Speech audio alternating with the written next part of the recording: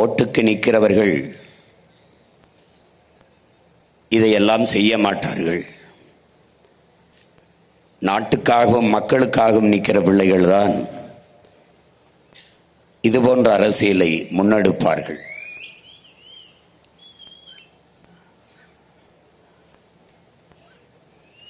நாங்கள் வீழ்ந்தாலும்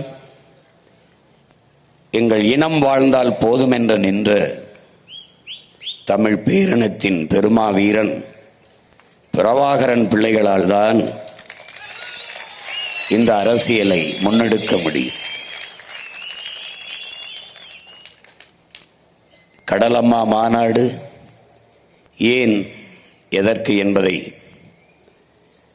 பார்ப்போம்.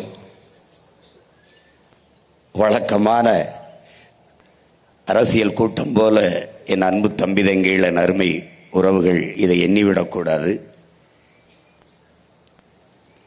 ஒரு அறிவு சார்ந்த ஆக்கப்பூர்வமான பயணம் இது. என்னடா இப்படி படம் போட்டு காட்டுகிறானே என்று நினைக்காதீர்கள். இனி ஒவ்வொரு கூட்டமும் இப்படி படம் போட்டு தான் காட்டப் போகிறோம். எங்கள் ஆட்சியில் கல்வி எப்படி இருக்கும், எங்கள் ஆட்சியில் மருத்துவத்தின் தரம் எப்படி இருக்கும், எங்கள் ஆட்சியில் காவல்துறை எப்படி செயல்படும், எங்கள் ஆட்சியில் வேளாண்மை எப்படி வளர்த்து வார்த்து எடுக்கப்படும், எங்கள் ஆட்சியின் பொருளாதார கொள்கை என்ன, எங்கள் ஆட்சியில் எல்லாருக்கும் எப்படி வேலை வாய்ப்பை கொடுப்போம் என்பதையெல்லாம் போட்டு போட்டு காட்டி, என்னால் பேசினால் ஏதோ கதை விடுகிறோம் என்பார்கள். இங்கே பாருங்கள், நாங்கள் காட்டுகிறோம் சான்றோடு என்று விளக்கி விளக்கி ஒவ்வொன்றையும்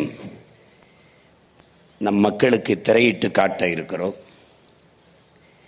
அதிலே